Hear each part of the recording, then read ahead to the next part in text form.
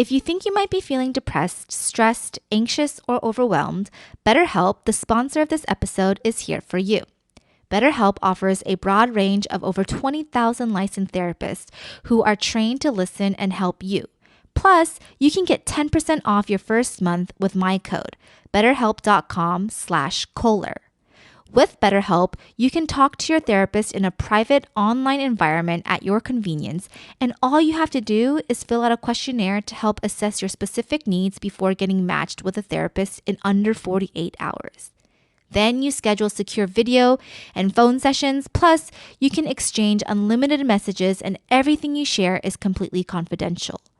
As a mom constantly working around Jaden's toddler schedule, having my weekly therapy online has been a complete game changer and a huge reason why I have made big steps to better my mental health for myself and for my family. You can also request a new therapist anytime at no additional charge. Join the 2 million plus people who have taken charge of their mental health with an experienced BetterHelp therapist. Don't forget to use my code to get that 10% off your first month at betterhelp.com/Kohler. That's better, HELP.com/Kohler. Hello and welcome back to part 2 of Kohler Commentary. I did just take a restroom break, and when I came back, I was told that I am disrupting the inner peace of my fellow 9 guests here who prepared, whether it's by ChatGPT, whether it's by meeting beforehand to practice their answers, or whether it's by my man who wings it and delivers greatly. But because of this, I will go back to my questions now. All right. An Enneagram 9, their defense mechanism is narcotization. Does anyone know what that word is? No, I had to look it up. What did you find? Like numbing or making situations dull. Mm-hmm. So the core weakness is sloth for Enneagram 9s, which is in a sense falling asleep to your passions, desires, and rather merging with others or whatever it looks like to keep that peace. And so when I do work with 9s, sometimes in sessions as well, that narcotization could be drinking, drugs, right? But to numb yourself from certain things. Or it can be simple things like a lot of 9s like video games. A lot of 9s like going to the same genre of books. Like they don't tend to vary in that. A lot of 9s like to literally fall asleep. And so that, and all of these come in place with me and Matt. Like when we used to have arguments as a married couple, I would be so mad. And then I would walk through one of the rooms and I see him sleeping. And I'm like, how dare you? Like, I am mad. I am folding laundry. I am doing this, that, you know, but you're sleeping. And then he wakes up and he's okay. And I'm like, no, I am even more mad, right? And actually, as I talk to other people, though, that like desire to sleep in that way is a defense mechanism of narcotization, right? And so whatever that looks like for each 9, what might that look like for you guys? Yeah, I think that was very prominent for a while in our marriage. There's one time in particular that really I remember in my head when we were in our old apartment, where it was basically what you said, but yeah, we literally had a big fight and I could feel myself getting really tired mid-fight. And then she went to the kitchen, which is like a little separate area, for like 5 minutes. And then I made an intentional decision in the moment. I was like, what is going to be the most effective way for me to navigate this, like personally? And then I just went to sleep within like 5 minutes. So I definitely think it was this. So I actually think this weakness has improved a lot. Part of it, I think, has actually come as fatherhood has developed. I'll explain in a second. But I think part of it is sort of like maturing as well in the past couple of years. But I hate wasting time now. And when we're in conflict, I can feel myself wanting to shut down, not like necessarily to you, but like physically shut down just to like be done with it. And then, yeah, I don't know, like wake up and start anew. But what I do now is I actually think, okay, we're in a big fight.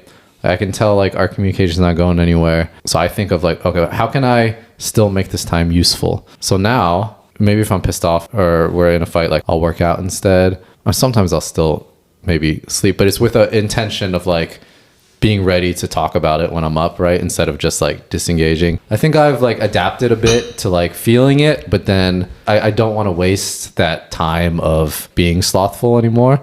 So I think that comes with maturity, I guess. So now I try and like intentionally shift my mindset to not necessarily like address the conflict in the moment, but to use the period of conflict. So I don't want to look back and be like, not only do we have a fight, I also wasted like 6 hours of my day. Like, how can I either prepare myself to like reconnect, or at the very least do something with my time that I value like personally, and then come back like when you're ready. So I think it's gotten better, but I definitely 100% like my instinct is to take away those stressful emotions for a while. Yeah.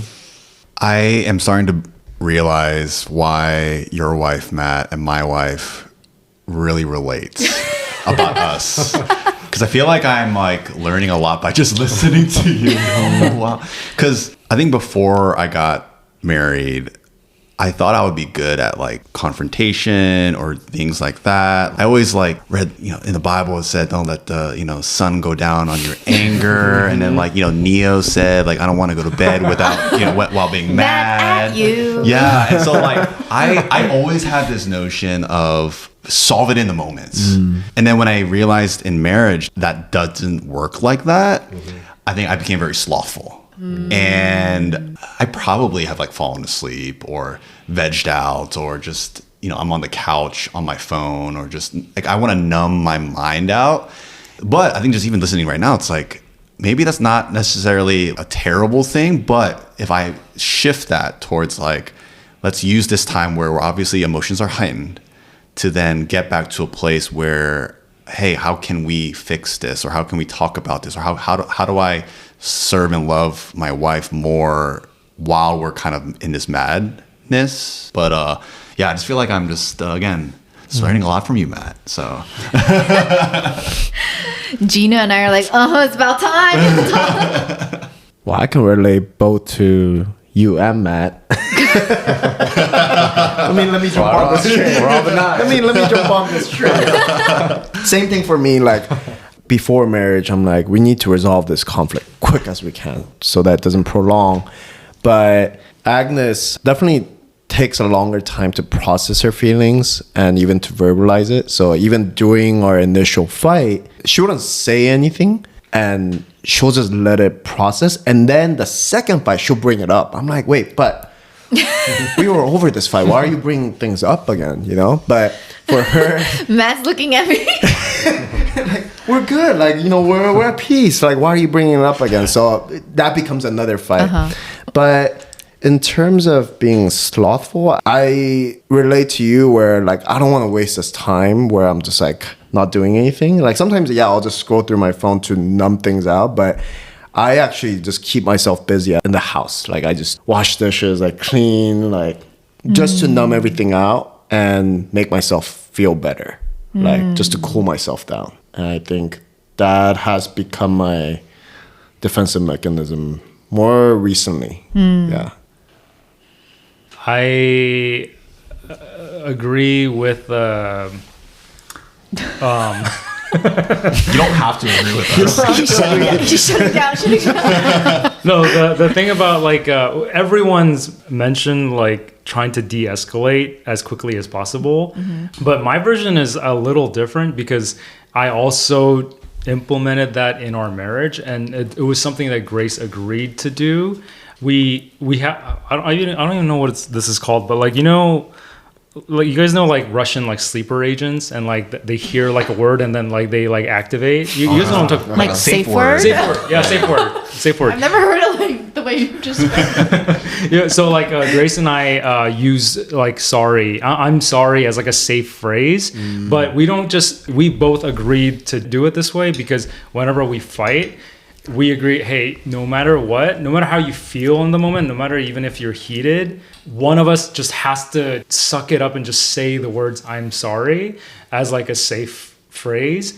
And then that kind of leads us into a productive conversation where we talk about what happened. That was like kind of like my way of de-escalating as fast as possible, is like, hey, let's just say these words first as soon as you can, so then we can like hurry up and talk about it, and then we're both good, and then we can move on. Like that's kind of like my weird version of what everyone talked about. But what I realized is like I realized like it doesn't really work that way. I mean, I mean like we've tried. We both know that exists now. We both know the rule exists, so we both still try to do it. But sometimes like you're just so heated that even if somebody like and like what I realized is the problem with that is if one person musters the courage to say I'm sorry, the other person might not be in a place where they're like I'm ready to talk. And usually that's me. Like Grace usually is the one that musters the courage to say I'm sorry, but usually I'm still super heated, and so I need time away to I guess like become a vegetable and I can numb out before I can talk again with her. And so that's so I guess what was the question? Narcotization. Happens. Watch out. I feel like it's an important point. So like we're all 9, so we have like similar like ideal scenarios of what it looks like to resolve conflicts quickly or get over it sort of thing. But I think why like blanket advice is oftentimes very unhelpful, where people are like resolve an argument before you go to bed, start every morning new, or the opposite, like don't argue past 10 p.m. If it hits 10, like stop and then pick it up the next morning. Any blanket statement is really unhelpful, which is why sometimes in like marriage seminars or stuff, I kind of zone out on those parts because it just discounts like the partnership, right? Like the fact that all our wives are, some of our wives are pretty similar, but a lot of time like the person you're talking to, like their wife is very different, even if like, let's say all the guys are the same. So the strategies can't always be the same. Yeah. And I think that idea always made sense to me, just like, well, figure it out as soon as you can, but then you're sort of expecting the other person to do the same. And if it doesn't line up, then it actually like can snowball into something worse. So like for us, some of our quickest resolutions aren't that quick, but instead of being like a 24-hour thing, it's like a 2-hour thing because we separate and think on our own and then come back, rather than like a tendency I think I used to have more. Sometimes I still fall into it, but where I would almost demand her to address it, to like at least acknowledge it, and then it's not effective. So, and I was thinking about that when you were talking about yours, because I don't think that would work for us, like maybe 5% of the time, but like it would hold like very little value because like she might not be ready for it or something, which is fine. That's not like a wrong thing. It's why it's important for us to know what we crave, but like be able to adapt to the needs of our partner rather than having like a blanket way of doing things, because I don't think that's effective necessarily. I had a question when Ian was talking about like part of your defense mechanism is also like cleaning or doing, I'm curious because when I was researching questions also to ask you guys, one of it was that Enneagram 9s tend to start a task but not finish a task. And I'm curious whether that has become an argument in your home at all, or if that is true for you, or maybe not, but I wanted to put that out there. Yeah. And I think a quick example is like, I think there's like 5 books I've read like 30 pages of. Okay. And so, yeah. Yeah, I'm on paternity leave right now, and I wrote on our refrigerator a list of all these house projects that I was going to get done. And like sometimes I'll come into the kitchen and Grace will just be looking at that list and you'll go back out of the kitchen and then I like walk backwards and I have like made progress on some of good that. Job. Like thanks. Yeah. But like progress could be like I like reached out on Yelp to like people and then didn't answer any of their so that's my example.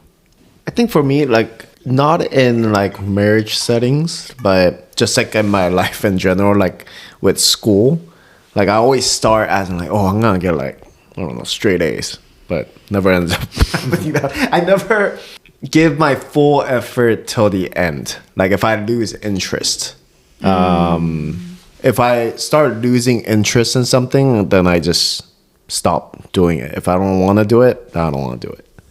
If it's something that's very short, like a short-term goals, then like I think I try to keep it as much as I can. But anything that's like long-term, it's a little difficult for me. Like I like initiating, but I think it's true. But you like need the partner to help you execute? It doesn't have to be a partner, but I just need motivation. Team. Oh, motivation. Yeah, motivation and more interest. Yeah. actually do not resonate with this. I mean, do you see that? I think I either don't care about something enough to even start it, or I forget about it. Like something I'll say I'll do, or a text message, 2,000 text messages that I like will read, and then I don't feel enough urgency to respond, and I like forget about it. Or I will start something and I kind of can't stop it until it's done, like cleaning or. But like I would say, like with cleaning, which my cell girls have noticed, you are really good at cleaning the stove every day, but then the whole house could be a mess. But if the stove is clean, but I think it's the idea. Like I see the parts of the house I want to clean, and I clean them great. But then I ignore the parts I don't want to clean. But I have a very intentional. Like when I start something, I think I actually have to finish it really fully. But I will intentionally like neglect things that I don't think are important enough for me to deal with. So could be like good. our pantry light. Yeah. I think I have enough light to see in it, even if the light is off. I love it. There was a point in time where my work office light was out for like 3 months, but there was still enough light through my computer for my patients to see me, so I didn't change. Yes. But even in my hobbies, like I took 18 months off working out because I was like, it's not worth my time. It's not worth using the energy to maintain it. I started at 6 weeks ago, and I've worked out 40 of the last 45 days because now I'm valuing it a lot. And yeah, when I clean, I'm super thorough with the things I decided to clean, and I won't even start cleaning the things I don't want to. But I would say your cleaning versus your working out is on way different levels. I think working out is the one thing I see you truly execute in every way. That's and also so I something don't I want just like more. Right. And so I don't want to ever, even though I don't resonate with that passion, because I see that as one of those like start to end, you do it, I would never want to impede that skill of like execution to fruition. I don't think cleaning is like a wholeness, because cleaning is what you pick and choose. Working out, you do. Yeah, but the question is, do you start things? That's my question. finish. So Conflict. All right, let's go, guys. Harmony.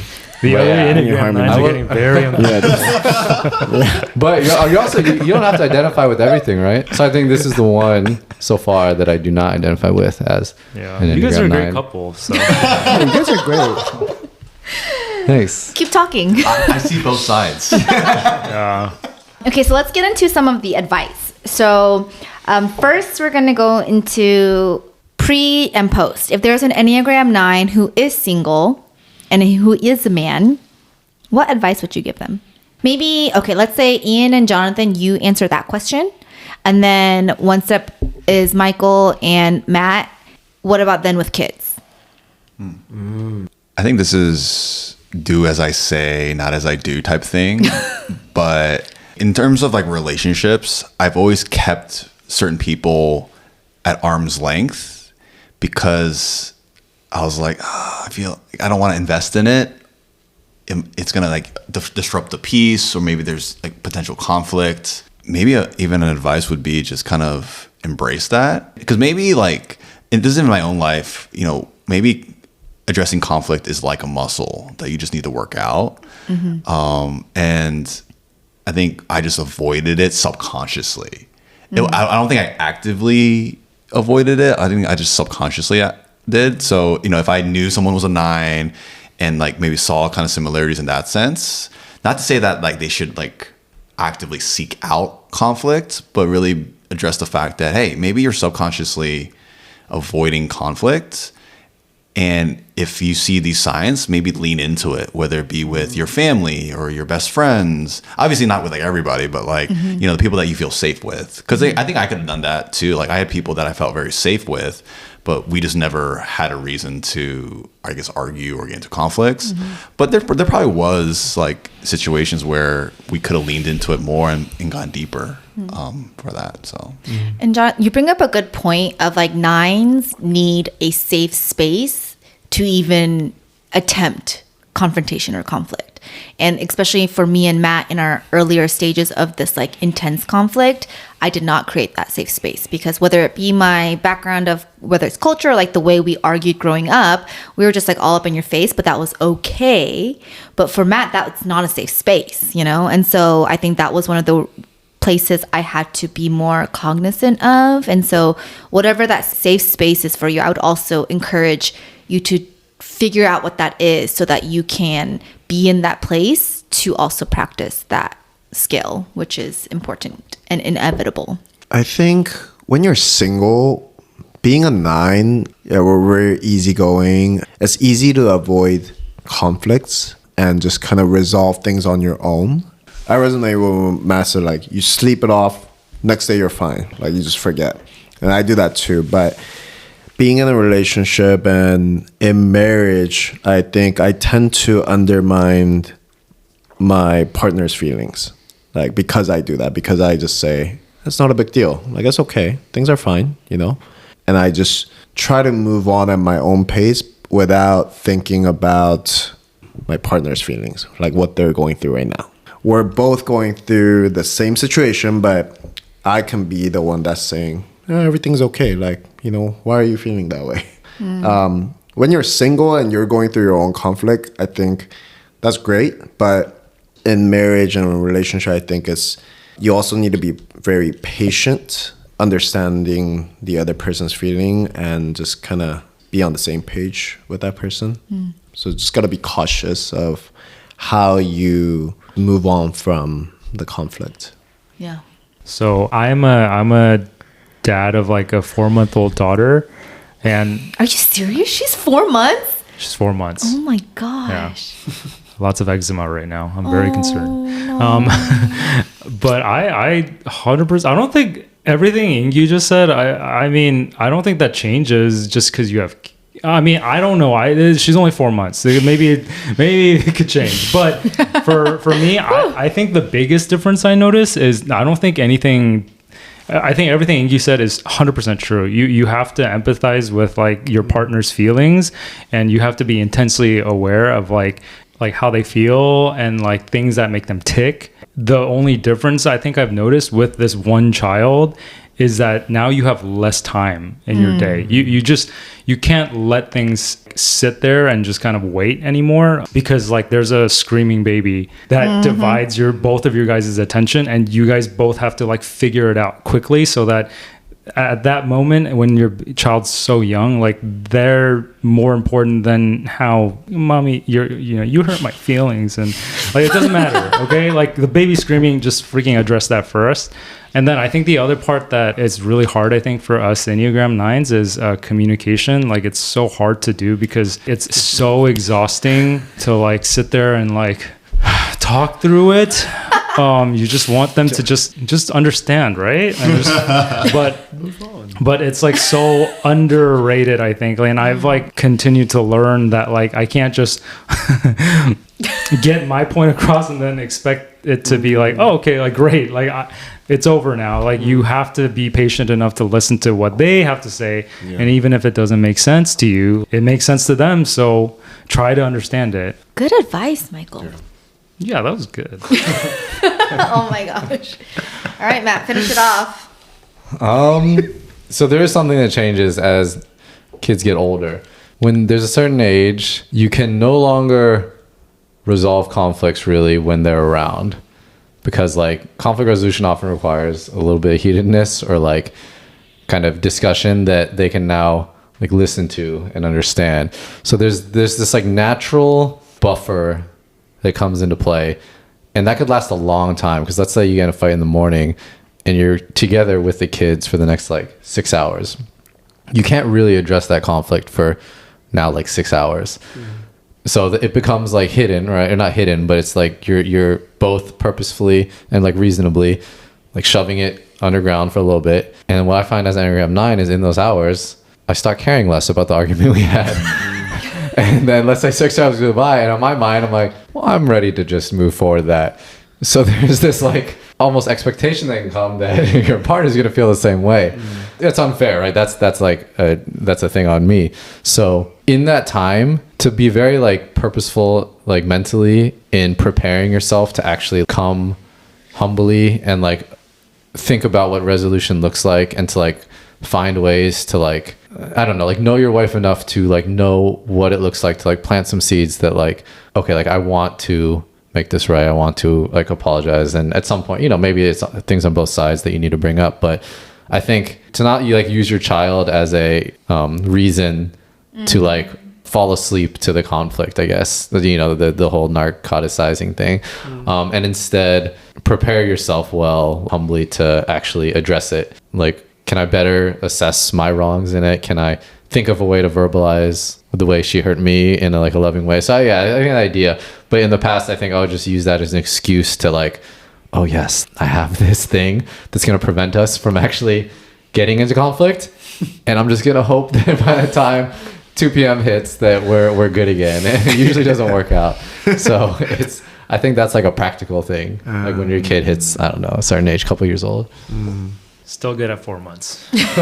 So you guys brought up also a good point of like understanding your partner and not going too deep into it, but you guys are all the gut triad, which is you respond actually by your gut, your body. Your body sometimes tells you what to do. And then the second part is you desire the sense of justice. And for nines, it's often a justice of those overlooked, justice of those that might not have been treated correctly, like more on that. Versus your partners are in the heart triad, which is they might respond more in their feelings, or your partner is in the head triad, which is they respond more with their head and maybe have more anxiety or fear. All that to say, we respond differently in our innate selves. And so what advice would you have for those listening that if you're an Enneagram 9, how would you give advice being married to a 2 or a 7? So for me, I am married to, she claims she's Enneagram 7, so I'm just going along with that. But so she's an enthusiast, and so it's I think we're on pretty opposite ends of the spectrum. Like, I don't like change. I like things staying the way they are. Whereas like my wife, for example, she needs to try, whenever we go get ice cream, she needs to get a new ice cream flavor every single time. And I always get cookies and cream or coffee because I know I like those flavors and it's always good. So like, it's like, why would I deviate if I know those two are always there? And Grace, like, she gets, ice cream, like she gets like mango, sherbet, strawberry, rainbow or something. And then she's like, oh, I don't like it. It's like, oh, but can you finish this? I'm like, dude, like, no, it's disgusting to me too. But anyways, eventually, like, you just end up rubbing off on each other. And I think two people who care about each other have to make sacrifices for the sake of their partner's natural state of like equilibrium. I mean, like I already mentioned this earlier, but like Grace dragged me out to so many times to meet her friend or work colleague or their husband, and I dreaded the entire way there, and I tried my best to like convince her like we shouldn't go. But then I end up having a blast and thinking, oh wow, like, this guy's not an asshole. Like I think it's just about learning about each other, understanding each other, and trying to like absorb some of like your partner in you, and then trying to convince your partner to have some of your qualities like absorbed by them, and so you guys can kind of become one. Well, I guess I'll go since my wife, Sevens, yeah. Gina, is a 7. I think when I think about 7s, I think about like flourishing. It seems like 7s really desire to like live their life to the fullest. And I think Gina really epitomizes that, whether it be work or, her hobbies or her faith. I think I always like find her always trying to better herself, get new experiences. And like, she really enjoys that. And I think one thing I am learning is that, I would always try little things to like show her love, and not to say that she wouldn't appreciate it, but like nothing ever like hit the mark. But I think, and maybe this podcast, it was like a realization, but maybe something that I realized that she wants from me is for me to also flourish and live my life to the fullest. And so like, I think a way that I can love her is by, I guess, pursuing that. And I think especially spiritually, like I think Gina's always challenging me about like my faith, about like my personal relationship, my personal walk. And sometimes I'm just like, yeah, we good. Like me and God are good. But she's like, are you guys really good? And, I think when I see her and her relationship with the Lord, it like challenges me of like, oh, I need to get to that point. So yeah, I mean, if I had to give advice to a 9 guy dating or marrying a 7 lady, is like a way to love her would be to better yourself, to have your parts of your life be flourishing. Good advice. Let's go. Oh, before you go, Ian, I have a question. What level of intimacy and friendship do you have to get to be able to call you Ingyu? For our listeners, Michael kept saying Ingyu, and I was like, well, I introduced him as Ian. But just like my listeners, they were referring to me as Joey, and I know on here I also go by Unji. I think Ian and I both have some name identity crisis. I mean, before I moved to Dallas 2 years ago and before I started joining TBC, my identity was Ingyu Okay, same, Unji. the whole time. So only a handful of people know me as Ingyu. But I mean, I'm an open book. You know, I connect with people. Even if it's like a first time meeting, I can connect with people pretty quickly. So whether they call me Ingyu or Ian. Well, what's the whatever you origin prefer. of Ian? Oh, is it not your name? Is that not your first name? Josephine's my first name. So Oh no, Joey. Ian came out when I was like freshman in high school. Like the church nunas, they were like, "You don't have an English name. Like we should name you." And so they just came up with the idea. Oh, so like, you're Ingyu Choi. I'm Ingyu Choi. legally. Like, yeah, Ian is nowhere. In my, yeah. Okay, I'm calling you Ingyu from now on.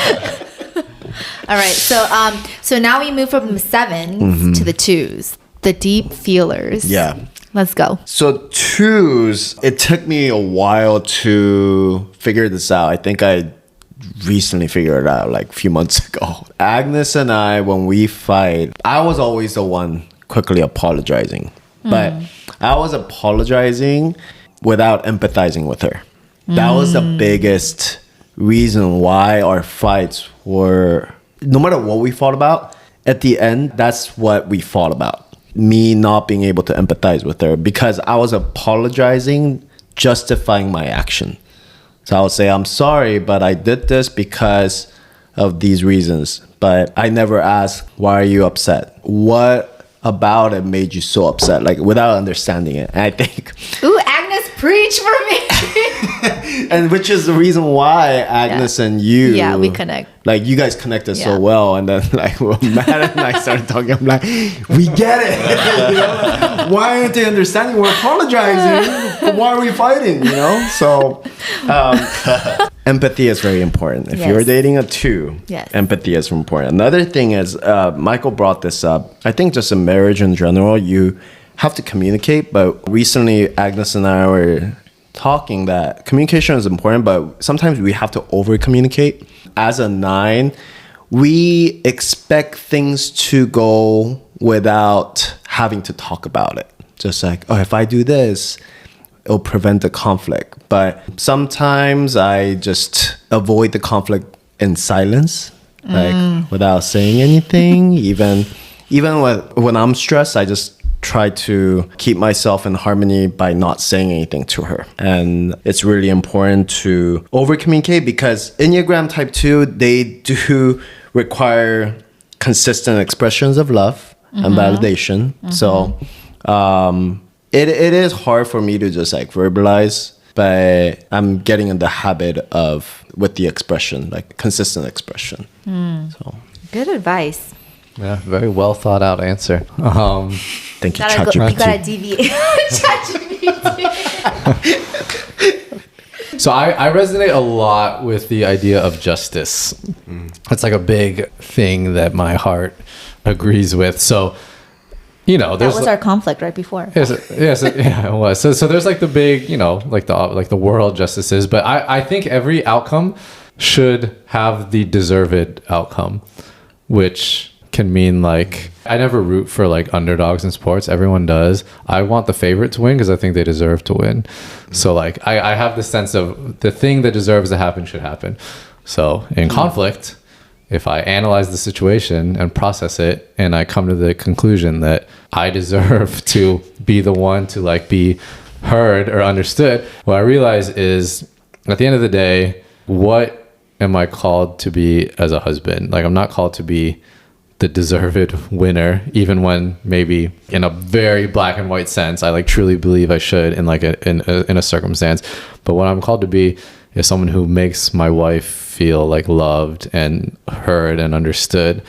And there's some times where like I feel so strongly that it's hard for me to take that posture right away. And sometimes even when I like just have this like deep rooted belief that I was not the one sort of in the wrong. At the very least, I can come to her and be like, it's not important who, like, regardless of what this is, like, I love you the same. I feel about you the same. This is something that we disagree on maybe, but like, it doesn't matter. Like, we are on the same team. And then when I do feel like maybe in a lot of circumstances, I should just be the one to just apologize and to at least do that first. And, in an ideal world, I get that back. But regardless, I think it's the idea that no, like at the end of the day, what do I want the most? What I want the most is for her to feel good and loved and supported more than I desire this need for judgment and like the right outcome. So a lot of people could probably feel similarly, and that drives like the stubbornness and the defensiveness that I think a lot of nines have. Like, I think being a Christian helps because there's that sense of like dying for something that's much more important than you're feeling in the moment. But I think even just from a personality standpoint, like, yeah, like what's important to you? And even from a self-preservation standpoint, what's the fastest way to bring peace back, right? This all kind of ties together if you are willing to like lay that down and just want your wife to flourish, kind of like you said. So yeah, I think that would be advice, is not see, because I think you can see this need for judgment as a very good, right thing. And I think nines need to scale back from that. And it's like, no, like sometimes that comes out of a heart that is prideful and sinful, and right isn't always right. What's right is the relationship and like loving your wife and that sort of thing. So I think that would be my advice. Okay. How do y'all feel? You answered all the hard questions. Are y'all tired, you sleepy nines? Okay. Sleepy nines. The final question that was, some of you guys are checking your questions. I think you answered it all. It was by all the wives. And for some of you, when this airs, you'll be in Japan. Mm-hmm. For some of you, this is your anniversary month. And for some of you, this is just in general. Both of you are at home and you need to make sure you're at peace. And so, what is your favorite thing about me, aka your wife? What is your favorite thing about your wife? Okay. I'll go first. I'm glad that Joey, I'm glad that Agnes found a friend that can connect in a very similar level, especially when we get into conflicts. Like, she'll talk to you and like, that'll make things better. So very, very grateful to have someone that understands how she is. And with Agnes, a lot of times, like, this could be good and bad, but she's very selfless. Mm-hmm. There are times when she gets very concerned about others more than she puts others before her, and which I really don't have. Like, I'm very selfish at moments, but I learn a lot through her when she shows that. Her being selfless towards others, like, even though she's younger, I think I admire a lot about that. Yeah. I mean, you're speaking about a 2 to the core. And also, I forgot to say, all of you guys dated younger or married younger. 잘 들어. We like being called oppa. Even though we're not that much. That's because you're white boy. Yeah.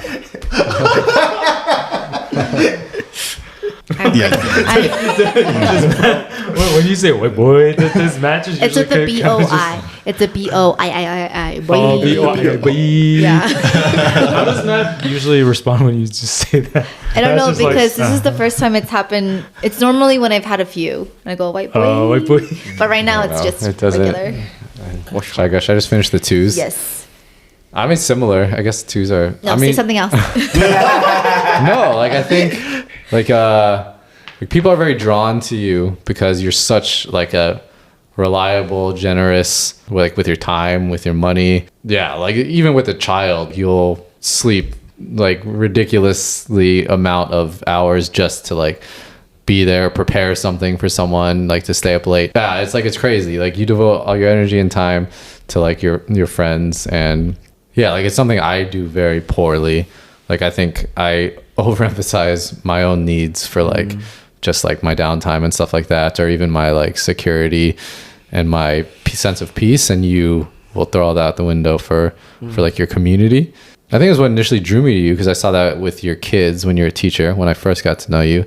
And then this is the first time I've really like been with you with like your community and not like my community that sort of comes into you like in other stages of our life. So that's why I think bros like hanging out with you, girls like hanging out with you. And I think it's because you just have this like very obviousness of just like truly caring and like giving to others. So yeah, I think it's your best quality for sure. Thank you. Yeah. But that's actually one of our biggest fights sometimes. It's like sometimes I'm like, we have to do this, we have to do this, we have to show up. So I resonate with Michael. It is a true detriment to yourself sometimes, which is like, I think you actually could scale back and it would be the right thing to do. But you don't, which is admirable. You can also scale forward. I could, for sure. Yeah. So like what you do is admirable. I don't think it's always the actually like the best, Yeah. but it's admirable. Like it's something that. Which is why marriage balances and you know. But you don't listen to me when I say anything But like you that. don't listen to me either. guys, you guys are in such a good spot. Go sevens, go seven. Our like Agnes and I, we're not at that scale, but I have to remind Agnes like we don't have to go that far to do that for others. Like sometimes we have to look out for ourselves. Like that may sound selfish, but you know, I just don't want to be burnt out and like it becomes our conflict. So yeah. I'm glad to be on the receiving end of Agnes though. Shout out to wife. All right. So are we talking about physically, emotionally, spiritually? Say whatever. Say whatever comes to your heart. Again, my mind works in weird ways, but I was thinking about like for those fellas out there that play like Madden, it's like people have ratings, right? Like speed rating, awareness, weight rating, you know, throw power rating. I guess like when I think of Gina, and I think what really attracts me to her is like she does a lot of things in like excellence. Oh yes. Whether that be baking, like amazing, like cooking, amazing. Whether it be, you know, gift giving, amazing, or even her walk with God, it's like wow, like amazing. And so I think that is like what attracted me to her. But then as I've learned more in marriage, I'm like, whoa, like she's like if I was a girl, I'll have like a girl crush on her. I got a girl crush on Gina. And so, yeah, I think just being able to do a lot of things in excellence, and even in marriage, like I think she right now is really what keeps us together. Yeah. Wow. Michael, you got to finish us off.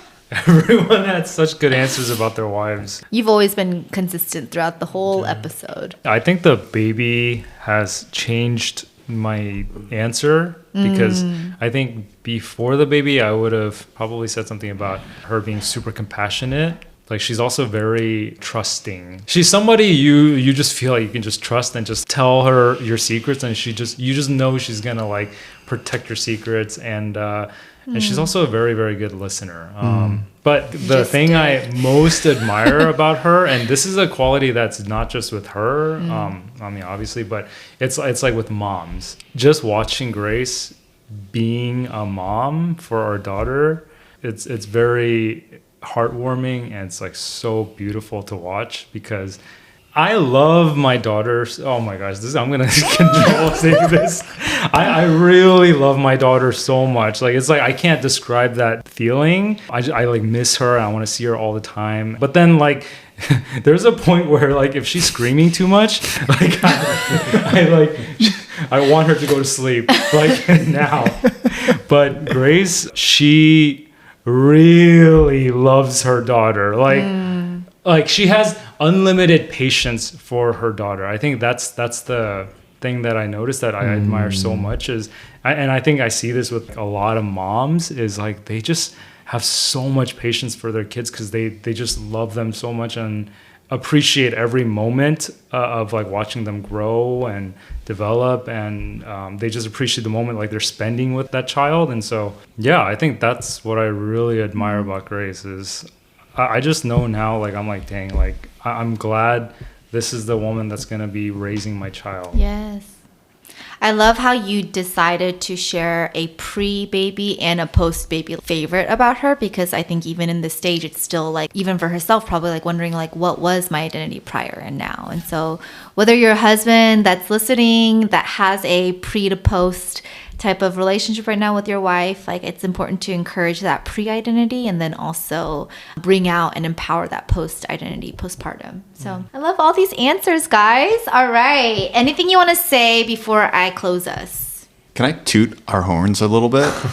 One of the other parts that we didn't really talk about our Enneagram was this last part where it says like when we are at our healthiest, we like bring people together. Yes. I found it interesting, like in this circle, we have the guy who organizes pickleball for our entire church. And, you know, our church loves pickleball. And like, honestly, I feel like we wouldn't play pickleball if he wasn't there. That's right. We have the guy who organizes football with his wife, you know, and then, you know, and so like, and, you know, myself and obviously organizing volleyball and stuff. So I feel like a lot of us. But where's Michael in this? Hey. Michael did his due diligence in kids. Yes. Did Give Michael golf. Yes. No, children's ministry. That's Justin organizes golf. Maybe he's a 9. maybe. I think it's cool how like part of like that. Yeah, obviously, we talked about a lot of our like struggles with conflict and things like that. But when we're healthy, we want to bring people together. So I thought that was love cool. that. So Yeah. Michael does it in his awesome. different way as well. So Michael did it in the kids' way, and you did the toddlers, and you didn't quit, even though you wanted to. Before I even joined, I heard you wanted to quit, but you didn't quit until you had a baby. You didn't. So I mean, like, you I think know, we'll cut this part out. There's conflict. I see conflict. Does Pastor Yoon listen to this this podcast? Loved it. Every moment of it. all right. Okay, so there's so much more I want to ask, but we'll close it for today. The last thing I do is, like I opened us up in a quote, I'm going to end us in a Korean quote. Whoa. Okay? And since I'm not the Korean expert in this circle, I'm going to let someone else translate it to Matt. Okay? 나만의 루틴을 만들기 위해 노력하고 있는 것이 있나요? So basically, wait, I didn't say it that wrong for you to check my pronunciation. How many routines? It's basically like, what routines do you have in place, right? Or is that not? Things you have No. What am I doing to like create the Create my- routines? yeah. create the routines routine. for yourself. Yeah. for What's my your making. Korean name? 은철? 은철. Oh, 은지, 은철. Oh, yeah, that's true. Gyangsu. Gyangsu. So what is like, I think in general for 9s, right? You guys are in the gut triad or the body triad. So it is actually important to respond to your body, whether it is in like a sports way or just in general. And so I think that's important to think through. And also for wives to think of, like, I do not ever resonate or relate to Matt's like workout habits, but I know that's important for him. And so like, maybe I'm answering for him, but I think his routine right now that shows he's in a healthy place is that he is working out after he puts Jaden down for bed, because that helps him in his mental health and is like, whether it's even us fighting, he can release it in that way or whatnot. Not only working out, now he wants to make it like a community thing or like bringing other people in and helping them with their fitness goals. So I think that part as a 2 is like what I like. It's like, yeah, help others, you know? But Can you repeat the Korean question? 나만의, this is by memory. If you want, you just repeat in English. Well, do you guys want... What are you doing to create a routine for yourself? Like, what effort are you making to create the routine? I mean, I don't have much time for routines. It's just like work. But I will say, yeah, I mean, a structure in the evening of like workout and sleeping at a reasonable time, I think that puts me in a good headspace like throughout the day. I think there are routines I'm still neglecting that'd be good for me. More regular time with God in like quiet time. But yeah, I think I did go a long time without a routine after Evan was born, and it definitely wasn't helpful for me. So yeah, I do think it's important. It kind of ensures I'm at least taking care of myself in a way that helps me. I think for a long time, I don't think I had any routines. But recently, for me, yeah, it is pickleball. Like I know Sunday, Tuesday, I don't touch those days. Sunday, Tuesdays, 2 hours. I mean, I had to compromise that as well. But Wednesdays are cell. So I think just having those routines, like meeting people consistently, and even at work, like I like creating schedules ahead of time, like setting appointments with my clients ahead of time so that I know what I'm going to be doing, not just this week, not just today, but month or year. Like I like to have plans so that I know that I'm in control. Yeah, and that makes me feel at peace. It's kind of hard for me to answer this question because You're in a new stage of life. yes, that's exactly why. I would love to build a routine. Honestly, I think once things stabilize, which I don't know if things ever stabilize once you have a kid, but I would think that the effort probably revolves around your sleep schedule. I feel like if I can regulate how much I sleep and when I go to bed and when I wake up, that's my effort to be able to have the opportunity to create routines in my life. But I just don't have that right now. So Spoken like a true new dad. You know, for me, I love routine, and at work, I do a great job of like getting a routine down, time blocking, setting aside things. But I realize in like my personal time, I guess I just want it to just happen, go with the flow. And but then there's, you know, a laundry list of to-dos that like I forget about or like never get around because like I don't put that much effort. So, you know, maybe for me, it's kind of not necessarily doing the same thing I do for work, but at least putting that same level of effort into like my personal routines would be beneficial. All right, guys. Well, thank you so much. Rapid fire. Ready, set, go. Starting with Ingyu, Ian, Choi. Favorite type of kimchi? Go. I love shingimchi, like sour kimchi. Gakdugi. do I have to say something different? I mean, there's kurgimchi, Okay, and then you but like. I'm not a fan of it. Oh, then what? I also really like gakdugi. Chongat kimchi. I like that, and gakdugi would be tied. Hey, there you go. Yeah. Gaktugis. That's good. What is your personal favorite physical trait about yourself? Go. Oh gosh, everyone's like staring at you in this table. I have been told that I have like nice legs, like not like the thighs, but like the calves. Yeah, Okay. I've been told. We're looking down there right now. Somebody's like, hey, yeah, like one person's told me that, and so I'm. Yeah, it's the calves. Again, I've been told. Say it for yourself, guys. I don't have anything, but my nose. It's like a very like American nose. I'll say my height. Yeah. True. Well, actually, can I change mine? No. I've You been just said told. two. No, but I've been told by third one? I've been told by multiple girls, unprovoked, that I have nice feet. I Like, have never said that. So what are these? I think they're clean. Like I think they're clean. They're like well formed. So I think when someone sees I'm not. A woman's foot? Yeah, like no, like you have a nice. I think I have a nice foot. Like you know, a lot of guys have gross feet. I think I have a really pleasant foot. But how did they see your foot? What? Where were you? In a home, in an apartment. I don't know. I actually don't even remember We who. need to do another episode on our past dating lives. No. It was never a girlfriend. All right. Red flag over here, red flag. All right, let's move on. And for some of us in the 9 world that can fall asleep to our passions, what is one thing you are passionate about? I enjoy my work, so I'll say that. Like, I don't dread going to work, so I really do enjoy my work. Oh, that's really good. Obviously. Traveling. Oh, that's right.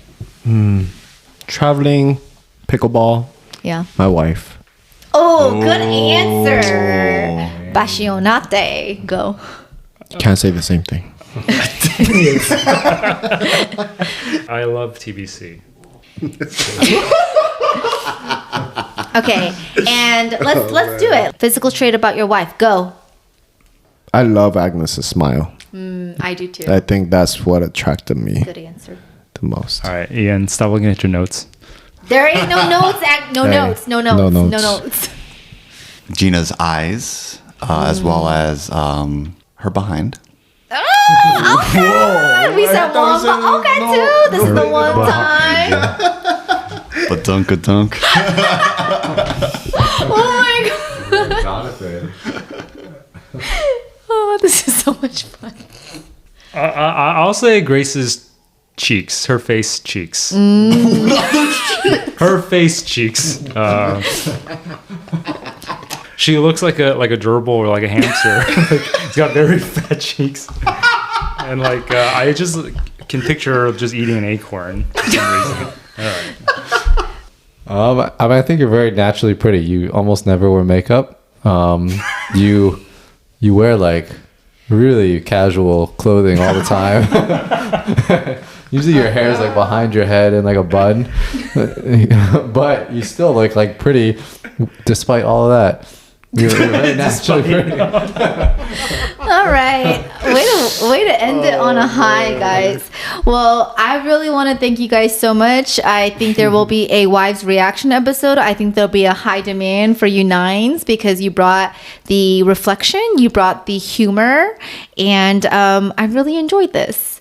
I think this brought me back to sometimes I do enjoy bro talk.